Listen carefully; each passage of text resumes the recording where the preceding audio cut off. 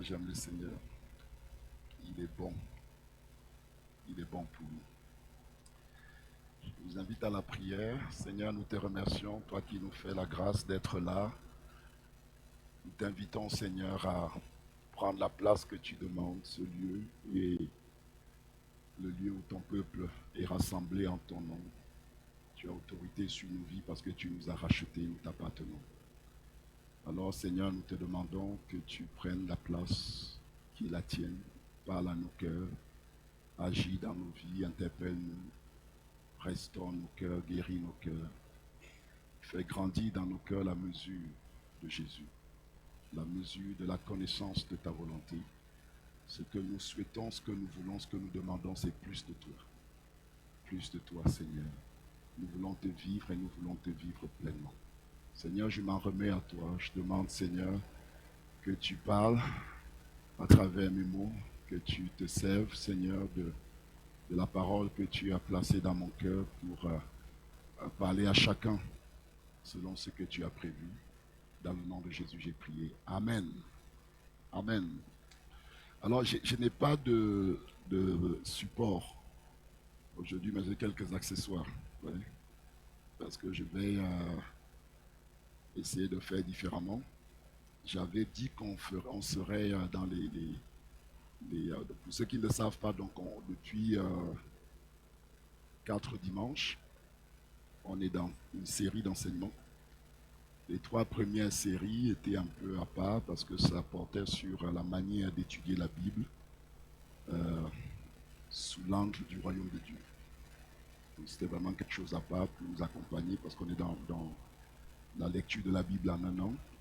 Donc c'était pour nous accompagner là-dedans. Par contre, le dimanche, à 2 dimanches en arrière, j'ai introduit une nouvelle série en parlant de la position du chrétien en Christ et sa vocation.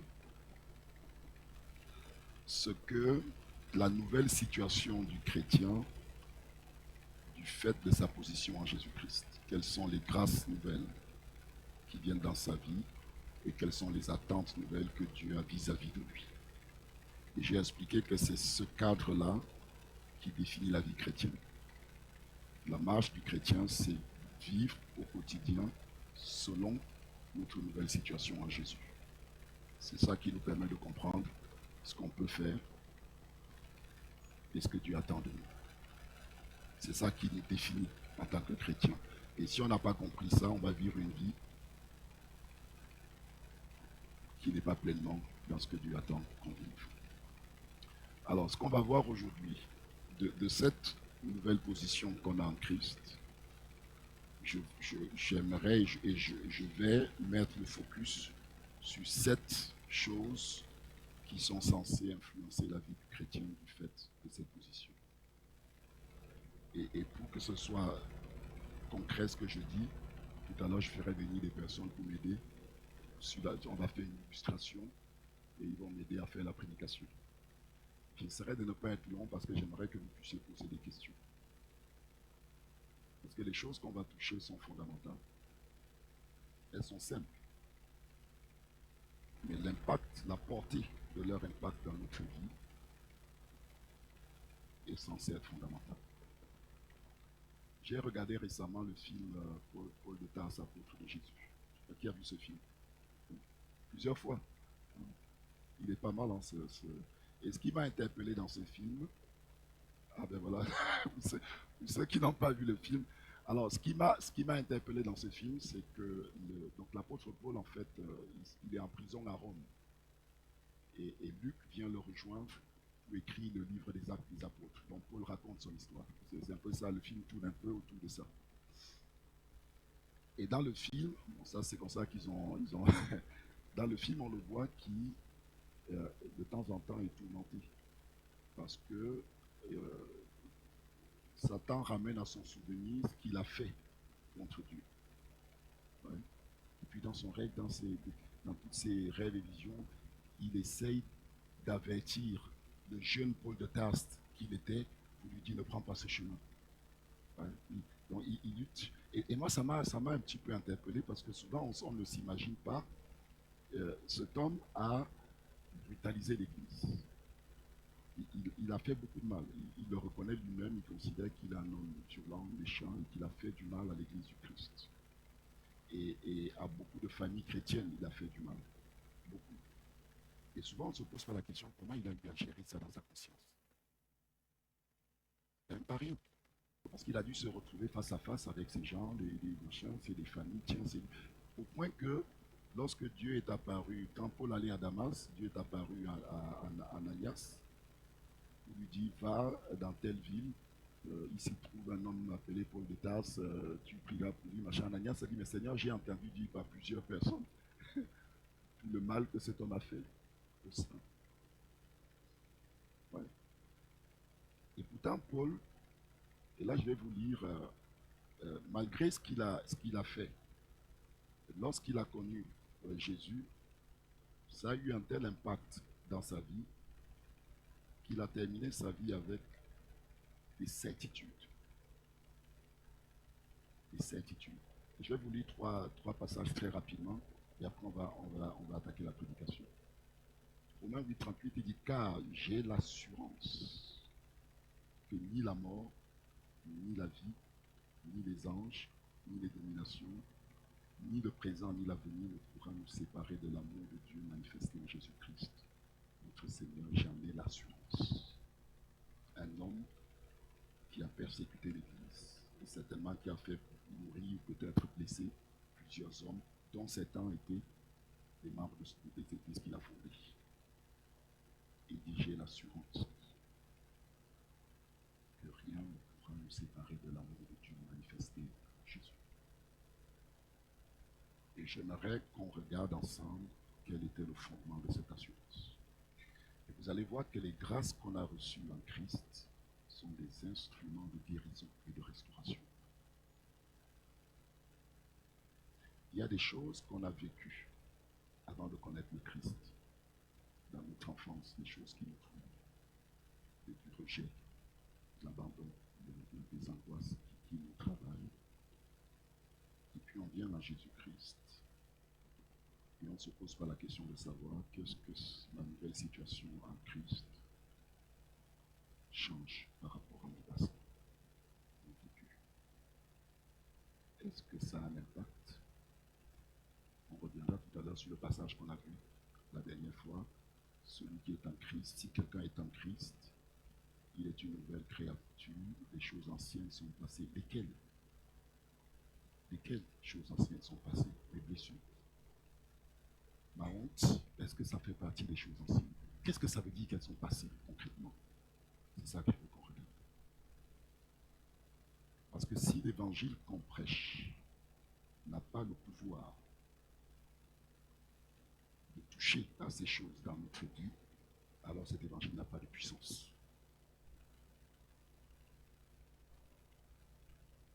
C'est ce que je veux dire. Aïe, je suis où? J'ai lu la première certitude de Paul, c'est ça? Je lis rapidement les deux heures avant que ça me perde. Philippiens 1, 6. Je suis persuadé que celui qui a commencé en vous cette bonne œuvre la rendra parfaite pour le jour de Jésus. Je suis persuadé. 2 Timothée 1, 12. Je sais en qui j'ai cru. Et je suis persuadé qu'il a la puissance de garder mon dépôt jusqu'à ce jour. Je sais en qui j'ai cru. Et je suis persuadé qu'il a l'assurance de garder mon dépôt. Ces certitudes ne sont pas basées sur rien. Et ne pensez pas qu'il n'a pas eu des combats. Mais il avait trouvé quelque chose en Christ qui est devenu la clé pour lui d'une restauration. Jusqu'à produire des certitudes. Alléluia. Est-ce que quelqu'un peut mettre, oui, le dernier verset 2 Timothée chapitre 1 verset 12.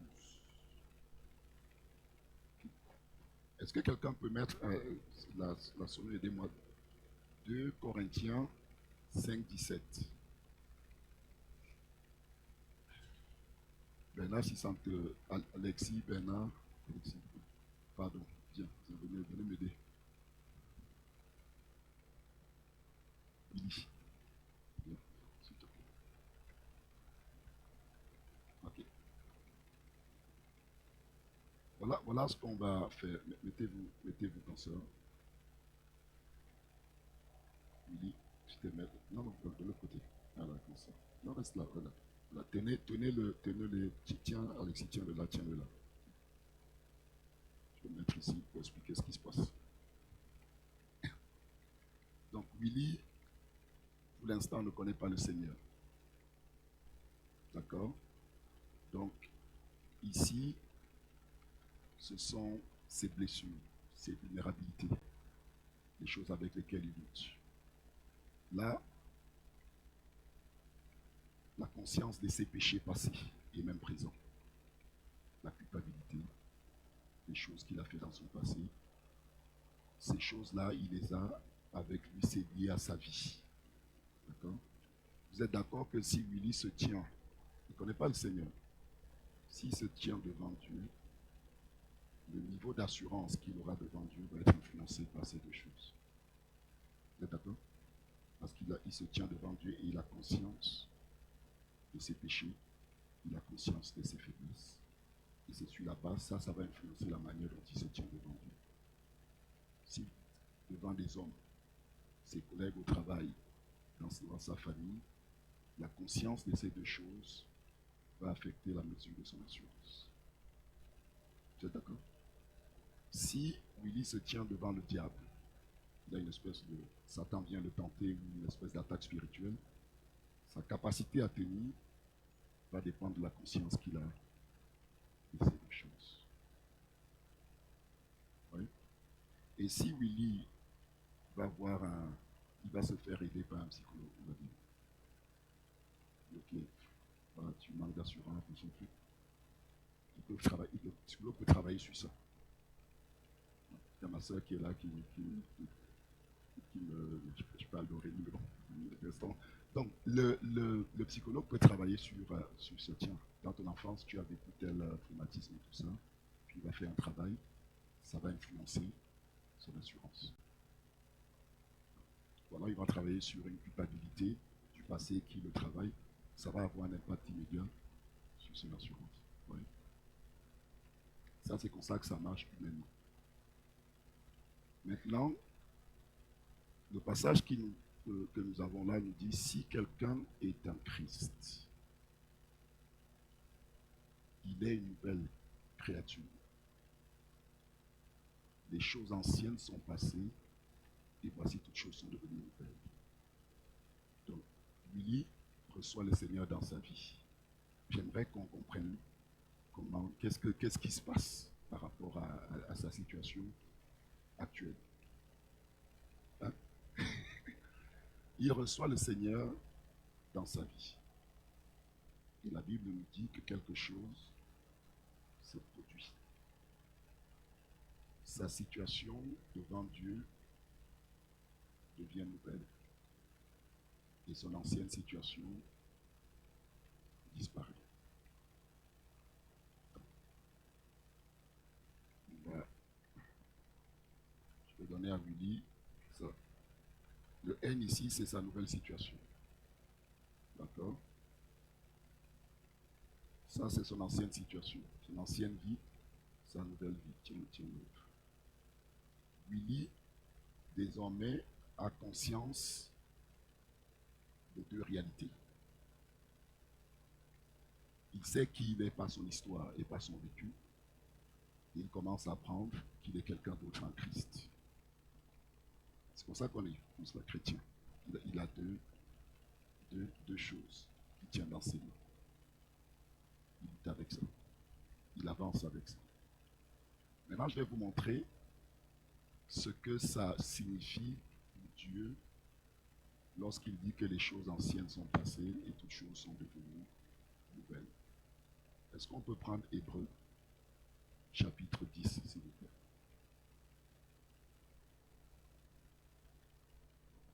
Hébreux chapitre 10 du verset 19 au 17. Ainsi donc, frères, puisque nous avons au moyen du sang de Jésus, nous avons au moyen du sang de Jésus une libre entrée dans le sanctuaire. Ok, continue. Par la route nouvelle et vivante qu'il a inaugurée pour nous à travers le voile. Ça veut dire que Jésus, à travers son sang, nous a ouvert un chemin qui conduit vers Dieu dans le sanctuaire.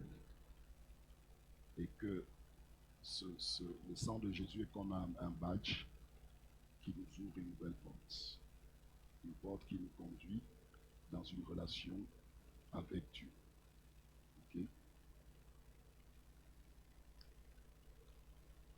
Ok?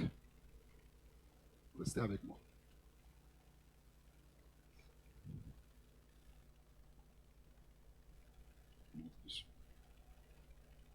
Lorsque Willy se tient devant Dieu,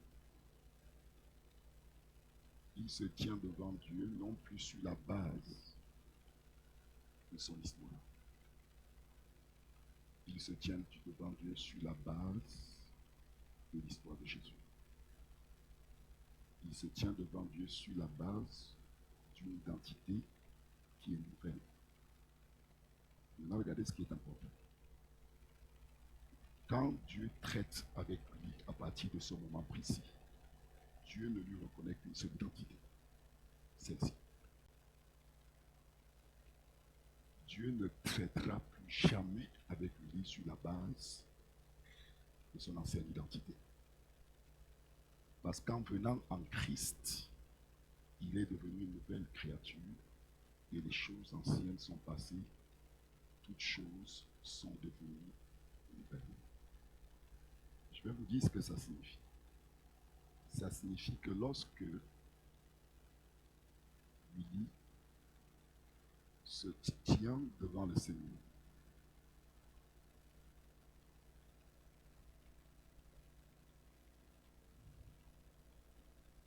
quel que soit son passé et quelles que soient les choses avec lesquelles il lutte,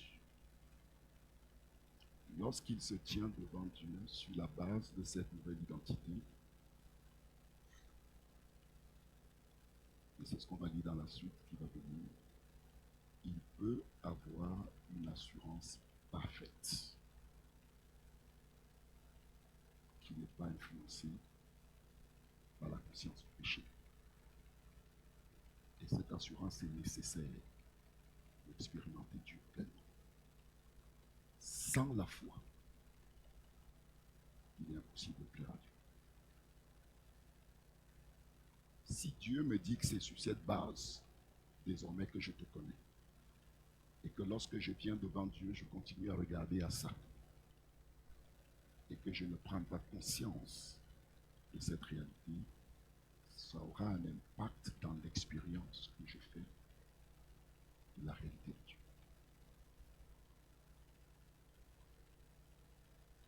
Le chemin du chrétien consiste donc à s'affermir dans cette nouvelle réalité. Et ça, c'est pas, ça ne se décrète pas. Et c'est ça, et c'est là-dessus que je vais insister. Comment? Ça ne se décrète pas. Maintenant, si Willy, qui a cette nouvelle relation avec Dieu, se tient devant les hommes, s'il se tient devant les hommes et qu'il est capable d'être conscient de ça, est-ce que vous pensez que ça va changer sur l'assurance qu'il a devant les hommes? Complètement. Parce que lorsqu'il est devant sa famille ou ses collègues, il ne s'appuie pas sur ses compétences au travail, sur ses échecs, sur le fait qu'il n'est pas au top, sur le fait qu'il n'est pas ceci, il n'est pas cela. Ce n'est plus là-dessus qu'il s'appuie. Il s'appuie sur une identité nouvelle dans laquelle Dieu l'approuve. Il a la justice de Dieu qui lui est imputée. Dieu l'approuve pleinement, il l'aime. S'il est capable d'être conscient de cette nouvelle réalité, ça va avoir un impact dans l'assurance qu'il a devant les autres. Pareil s'il est face au diable. Notre problème, c'est que bien qu'on soit déjà sur ce tapis, on reste attaché à ça. On regarde à ça. On focalise sur ça. On travaille sur ça. Et du coup, on a l'impression qu'il y a un décalage entre ce qu'on annonce dans l'évangile et ce qu'on vit vraiment. On dit Dieu est bon, Dieu est puissant, Dieu est amour, mais je ne le vis pas. Je ne le ressens pas. Je ne le perçois pas. Maintenant, la deuxième question que je pose. Donc, Willy est dans cette relation, sur cette base avec Dieu. Ça ne veut pas dire que Dieu ne voit pas ça. Que Dieu ne voit pas ça. Ça veut dire que Dieu n'est pas en relation avec Willy sur la base de ça, mais sur la base de ça. Vous comprenez? La position de Willy devant Dieu est basée sur l'histoire d'amour de Christ et sur la vie d'amour de Christ. Ce n'est pas basé sur son histoire avec tous les traumas de son histoire. Et ce n'est pas basé sur ses luttes avec toutes ses luttes. Donc, lorsqu'il est dans cette position de communion avec Dieu, Dieu peut maintenant adresser ces sujets. Vous comprenez? Je ne suis pas en train de dire que ça n'existe plus, ni que ça n'existe pas. Je dis que si Dieu veut toucher ça, la manière dont il choisit de le faire, c'est d'être d'abord en communion avec lui, sur un fondement où lui a une assurance parfaite de l'approbation et de l'amour de Dieu. Sans ça, on ne peut pas vraiment être libre, parce que notre conscience ne nous permet pas de l'être. Et quand on commence à prendre conscience des immenses possibilités que nous donne la grâce de Dieu, si Willy est là tout le temps, parce que c'est comme ça que Dieu le voit désormais, ça veut dire qu'il peut expérimenter l'amour de Dieu, peu importe ce qui se passe dans sa vie. Parce que l'accès à cet amour n'est pas basé sur son histoire. Ça veut dire qu'il peut expérimenter la paix de Dieu et la joie que donne l'esprit, indépendamment de ce qui se passe autour de lui. Que ce soit le matin, le soir, la nuit, qu'il soit en train de vivre une histoire difficile ou pas, qu'il soit dans le deuil, quelque chose de vivant, toutes ces choses sont indépendantes de ce qu'il est capable de vivre, parce qu'il se tient sur quelque chose qui est nouveau et qui n'a rien à voir avec son ancienne vie. Est-ce que vous comprenez ce que je dis? Je suis en train de dire que ce qu'on cherche est déjà accessible. Peu importe où on part. Je ne sais pas ce que vous vivez, je ne sais pas ce que vous avez vécu. Je suis en train de vous dire que ces choses que vous avez vécues et tout ce qu'on traîne avec nous derrière nous n'a pas d'influence sur la manière dont on se tient devant Dieu. Parce que Dieu a créé un cadre nouveau qui nous permet de le faire. Si ce cadre n'existait pas, personne n'aurait une pleine assurance en se tenant devant Dieu. Parce qu'on aurait conscience.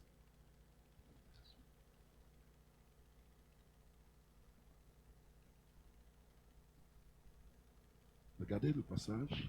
Est-ce qu'on peut continuer? Par la route nouvelle et vivante qu'il a inaugurée. Et puisque nous avons un souverain sacrificateur établi sur la maison de Dieu, continue.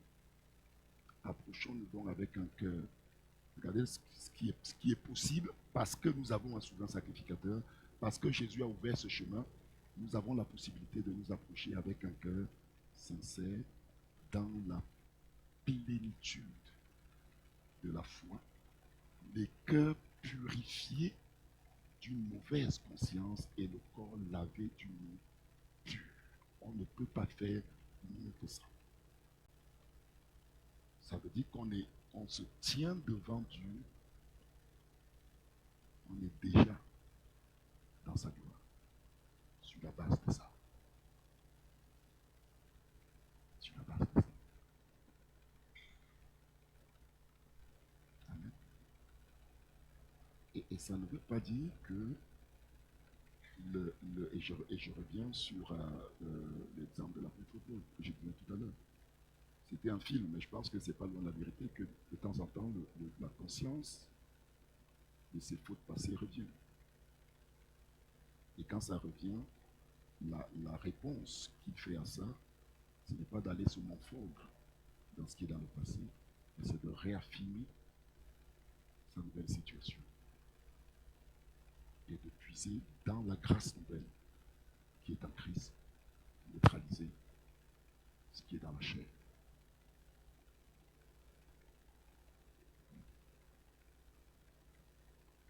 J'ai connu le Seigneur quand je suis admiratif des gens qui donnent les dates. Moi, 14, 16, 14, 15 ans peut-être, je ne sais pas. Et j'avais, en tant qu'adolescent, beaucoup de complexes. J'étais comme bloqué comme ça, incapable de... J'avais plein de choses à dire, je ne pouvais pas les dire.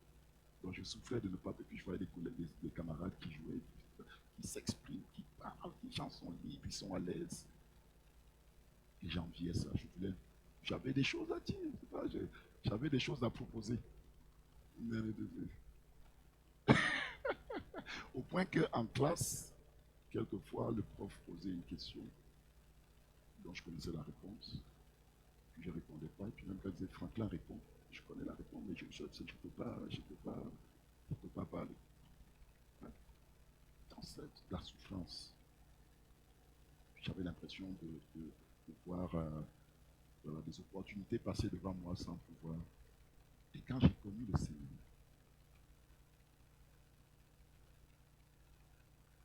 ça a eu un impact tellement fort dans ma vie que de façon intentionnelle, j'ai engagé le Seigneur pour le libérer de ça. Quelque chose s'est passé et ça m'a surpris. J'ai dit, Dieu peut faire ça. J'ai saisi sa main. J'ai dit, Seigneur, va plus loin. Et je suis encore dans ce chemin-là. Mais je peux vous dire que j'ai la certitude. Je suis persuadé des choses que j'ai. Je suis persuadé des choses que j'ai. Et à force de pratique, ce que j'explique là, on le vit tous. Mais on le vit mieux quand on comprend comment ça marche. Ouais. Il n'y a pas quelqu'un qui marche avec le Seigneur qui ne dit pas ça, c'est pas possible. Mais c'est pour ça que le Saint-Esprit, comment il agit, il nous éclaire d'abord, il nous montre la chose. Ensuite, il nous conduit dans l'expérience. Non, sois avec nous. Vous êtes avec moi. Je vais les laisser après, mais c'est important pour on est bon.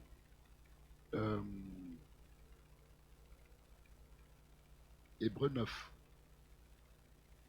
Excusez-moi, Hébreu 9, 14.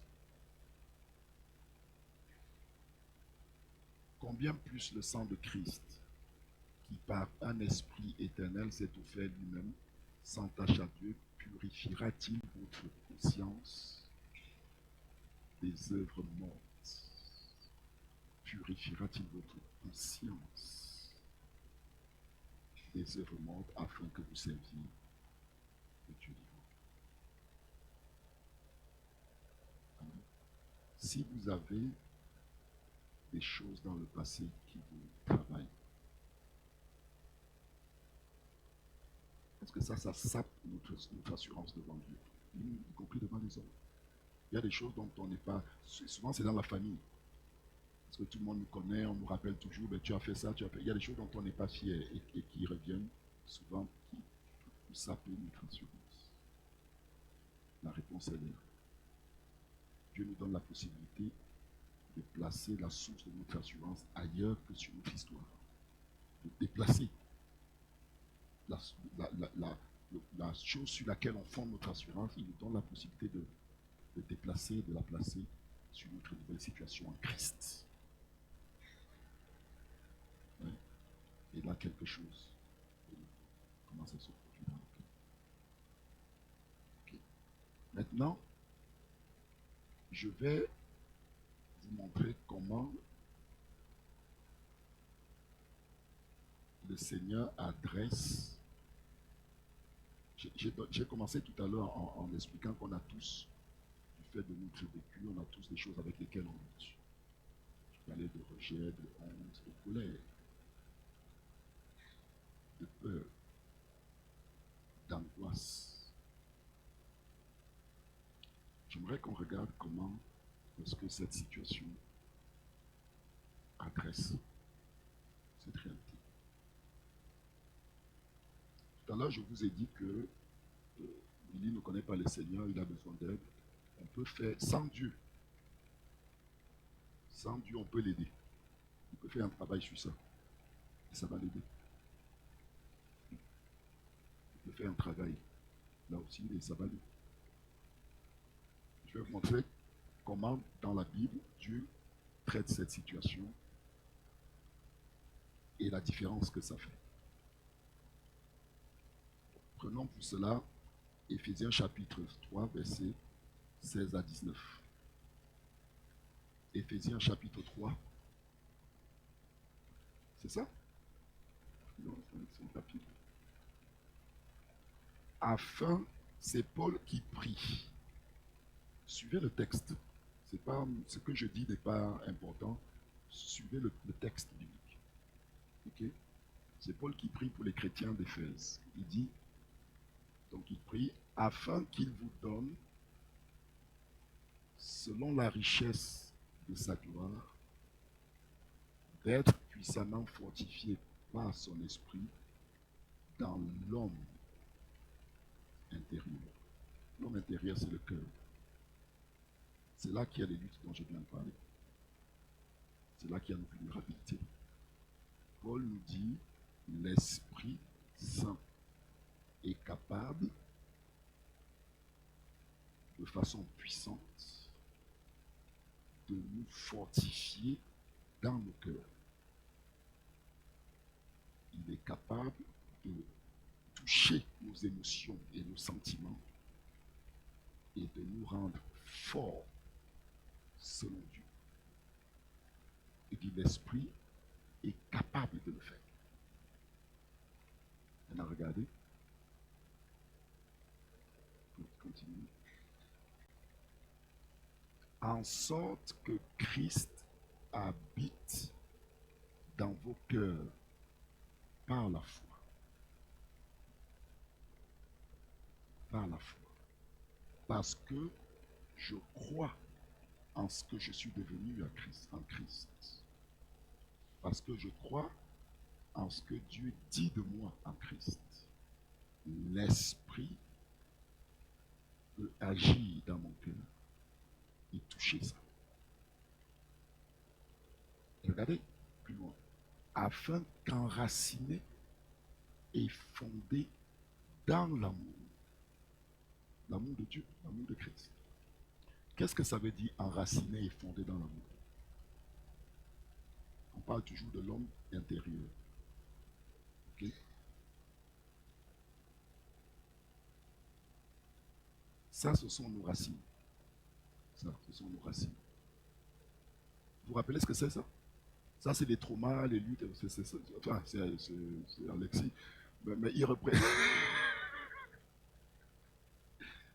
Ça, ce sont nos racines. Ça aussi, ce sont nos racines. Là, ce dont il parle, c'est de prendre racine dans l'amour de Dieu. Des sentiments qui naissent d'une nouvelle relation. Il dit enraciné et fondé. Fondé, c'est les fondements. Enraciné et fondé dans l'amour. La relation nouvelle que j'ai avec Dieu par le Saint-Esprit, va produire des nouveaux sentiments et des nouvelles émotions qui sont différentes de celles-ci.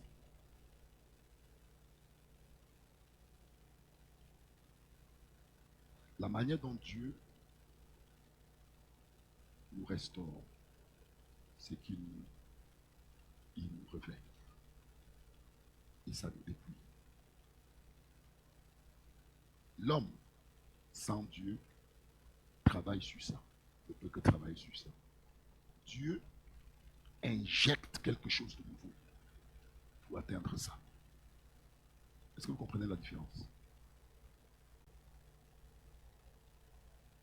Dieu injecte par l'Esprit qu'il a fait habiter en nous une grâce, son amour, qui, la Bible dit, le Saint-Esprit déverse, l'amour de Dieu est déversé dans nos cœurs par le Saint-Esprit.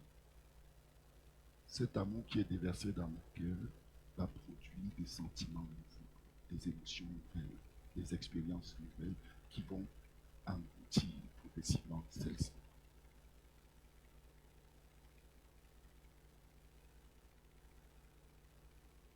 Ce qui signifie que ce que Dieu m'appelle à faire, plutôt que de focaliser sur mon passé et sur mes blessures, il focalise sur la nouvelle relation que tu as avec moi. Grandis en elle, enracine-toi en elle, fortifie-toi en elle. Et ça va porter un fruit différent. Il détourne notre regard de nous-mêmes, de le placer sur Christ. Attachez-vous aux choses d'en haut et non pas à celles qui sont sur la terre.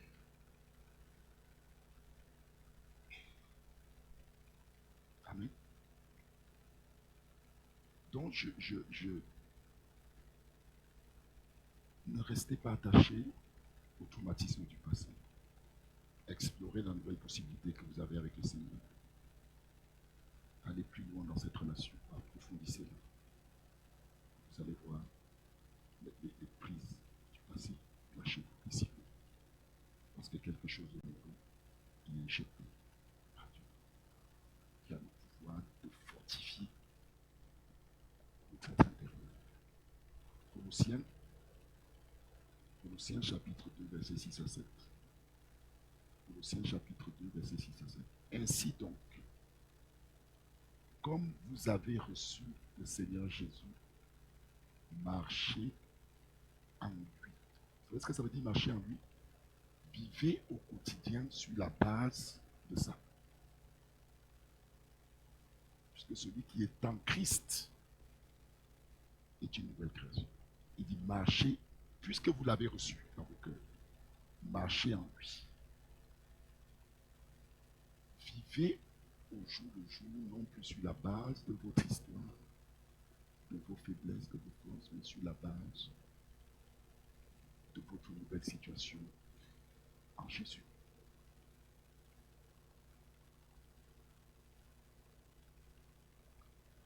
Étant enraciné et fondé en lui.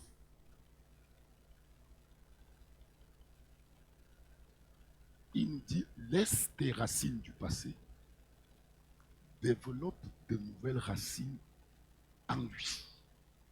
Parce que tu as une situation nouvelle qui a été créée. Ouais. Affermi par la foi. Vous voyez ce que ça veut dire, affermi par la foi? Ça veut dire que cette situation nouvelle, cet amour nouveau de la part de Dieu, cette joie nouvelle, ce n'est pas moi qui la produit. Elle existe déjà en Christ. Je me l'approprie par la foi. Je crois en ce que Dieu a dit suffisamment pour agir dessus. Et le Saint-Esprit l'applique en mon cœur.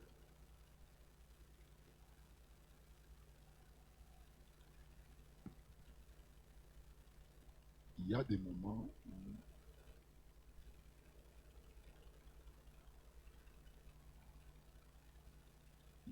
où on se demande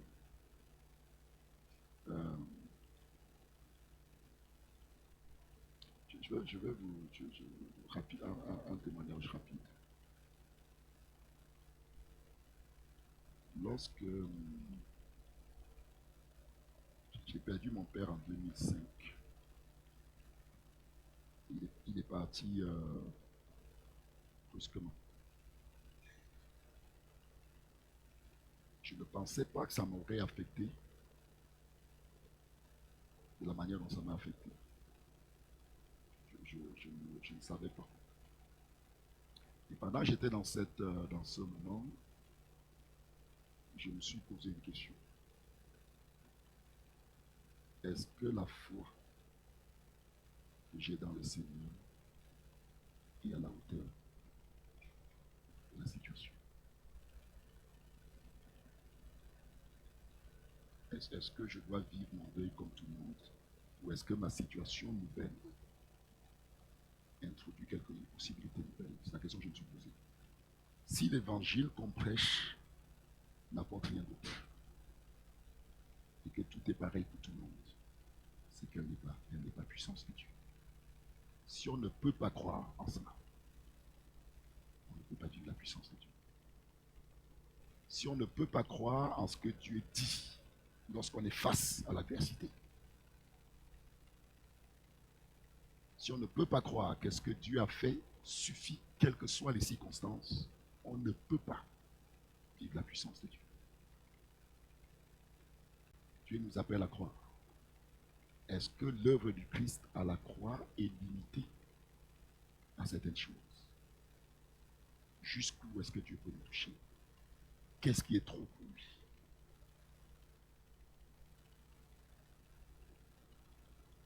Je dis, Seigneur, est-ce que, même dans des cas comme ça, il peut y avoir quelque chose? Et le Seigneur m'a fait grâce. Et j'ai développé une certitude. Quel que soit ce qui arrive, ce qui me définit et ce qui définit ce que je suis censé vivre, ce n'est pas les experts de ce monde. Ce n'est pas la science. C'est ma nouvelle situation en Christ. C'est ça, la vérité. C'est là-dessus que je m'appuie. Quel que soit le témoignage de l'homme, je crois que ce que Dieu dit dans sa parole est vrai et marche. Sans cette certitude, l'expérience qui va en découler va être limitée. Malheureusement, c'est un chemin que chacun doit emprunter tout seul. Je ne peux pas croire à ta place, je ne peux pas t'amener sur ce chemin. Il y a un moment donné, on est face à des circonstances où Dieu nous demande, est-ce que tu crois en ma parole? Est-ce que tu crois en moi? Et on est les seuls à pouvoir répondre. On peut dire, non Seigneur, je ne pense pas que dans cette situation tu peux m'aider, c'est trop court. Laisse-moi, je fais mon cheminement, on en reparle après. Ou alors je dis, oui Seigneur, je crois. Je crois.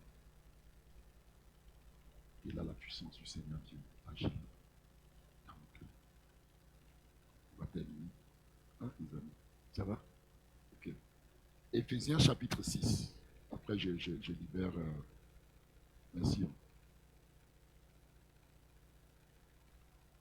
Ça vous aide qu'il soit là? Ouais? Ah, tu vois. Éphésiens chapitre 6, verset 10 au verset 11. Après, je m'arrêterai là. Éphésiens chapitre 6, verset 10, verset 11. Ah, vous êtes déjà là. Au reste, fortifiez-vous dans le Seigneur. Vous voyez comment ça revient? Fortifiez-vous dans. Il y a un cadre nouveau qui n'est pas le fruit de l'effort de l'homme, qui est le don de Dieu. Et Dieu dit, fortifiez-vous dans le Seigneur. Et par sa force, toute. C'est pas pour rien qu'il est dans le superlatif. C'est pour qu'on comprenne qu'il n'y a pas de situation dont on pourrait dire, ah non, ça ne fait pas partie du sujet.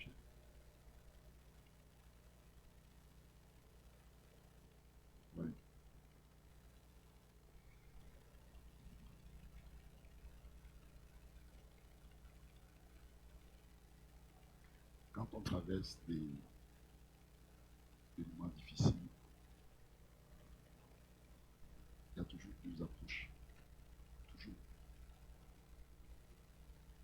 Il y a l'approche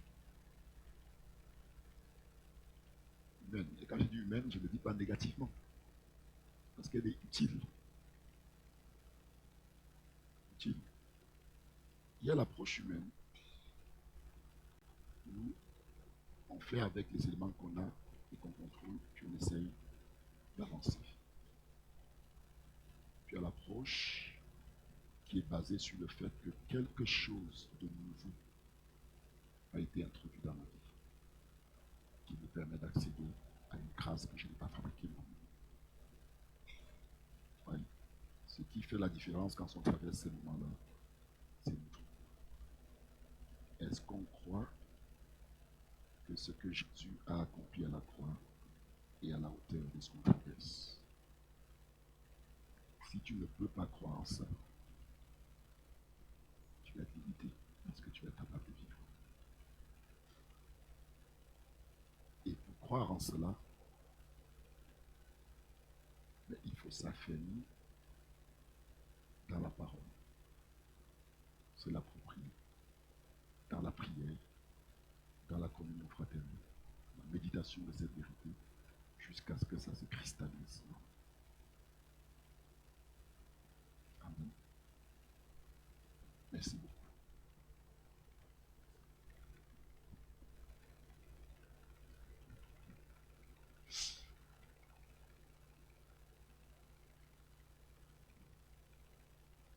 Lorsque Jésus parle de la prière dans Matthieu 6, il dit lorsque vous voulez prier, entrez dans la pièce, votre Père qui est là dans le lieu présent, il annonce déjà que le Père est là. Ensuite, il dit, dites notre Père qui est aux cieux,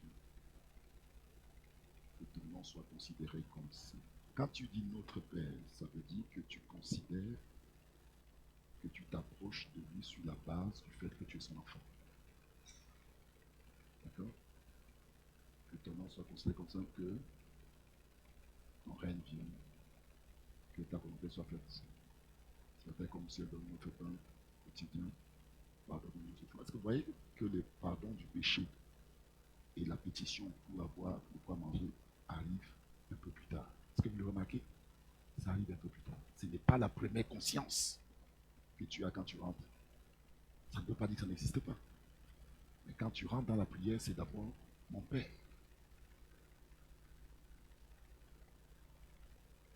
Alors que je suis conscient qu'il est saint et que je ne suis pas. Pourtant, je sais que je me tiens sur quelque chose qui me permet de l'appeler mon Père, sans me sentir condamné. Et ce n'est que quand je suis dans cette position que j'adresse mes péchés. Ouais. Parce que la repentance nécessaire par rapport à mon péché n'est possible que si je suis dans cette communion. Sinon, ce n'est pas une vraie repentance. Je vais m'arrêter là, sinon je vais repartir pour une autre. Avez-vous des questions? Je veux bien prendre une ou deux questions s'il y en a.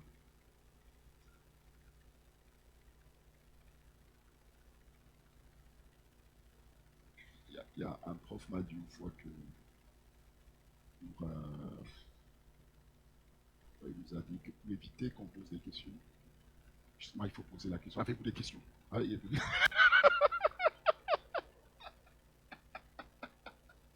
ah, Bernie, ok, vas-y.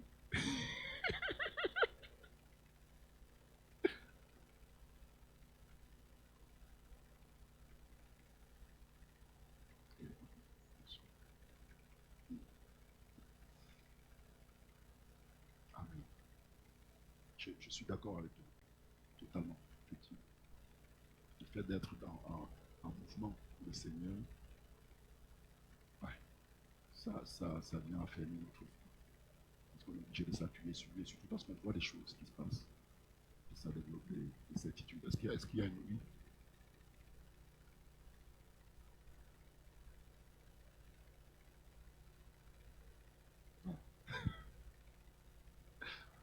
Vous avez compris ce qu'il dit? Voilà, que tout fardeau qu'on porte soi-même est lourd. Je pense que c'est...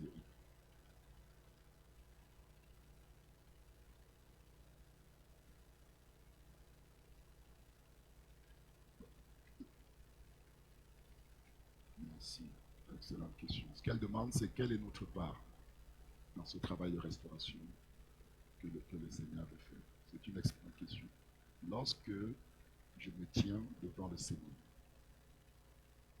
et que je dis au Seigneur, voilà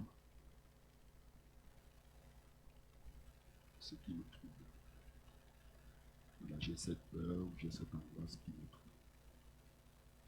Ce que le Seigneur va demander de nous. Et c'est ça qui est difficile. Le Seigneur va demander de nous qu'on abandonne cette histoire, cette souffrance à ses pieds en nous faisant confiance qu'il est capable de nous restaurer. La difficulté que nous on a, c'est de dire Seigneur, c'est trop dur. Je ne comprends pas. Ça fait longtemps que je souffre. C'est trop dur. Je n'en sais pas. Et Jésus dit à cet homme qui était assis à la piscine de Bethsaïda, que tu es guéri. Il dit, ça fait qu'il commence à raconter une longue histoire. Jésus dit, veux-tu être guéri? Veux-tu être guéri? Notre part, c'est de nous livrer à lui. Notre part, c'est d'incliner nos cœurs. Notre part, c'est de dire oui, c'est oui, c'est oui, c'est c'est ça notre part. Et c'est pas facile à faire. Parce que quelquefois, le Seigneur va. C'est quoi abandonner au Seigneur les choses? Quelquefois aussi, ça veut dire que ça nous coûte. Oui. Je ne sais pas si vous avez déjà été. Enfin, je pense que tout le monde a déjà vécu tout ça. Quelqu'un qui souffre,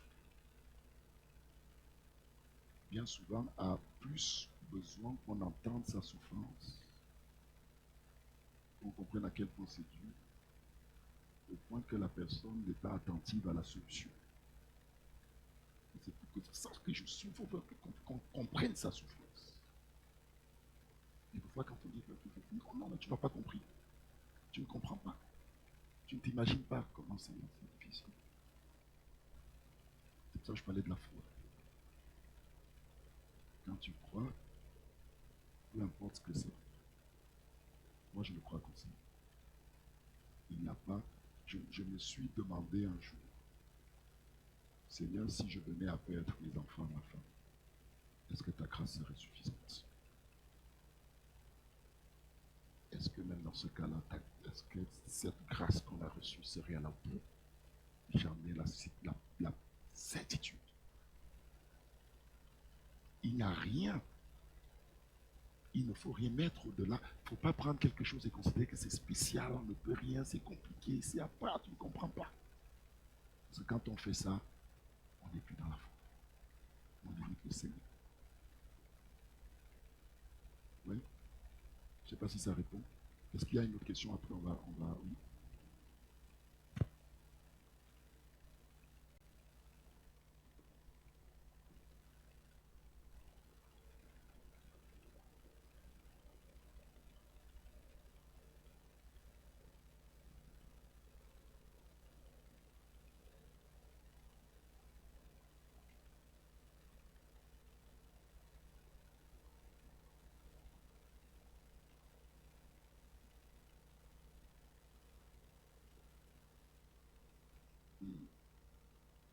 Une décision qui est conforme à notre nouvelle situation en Christ.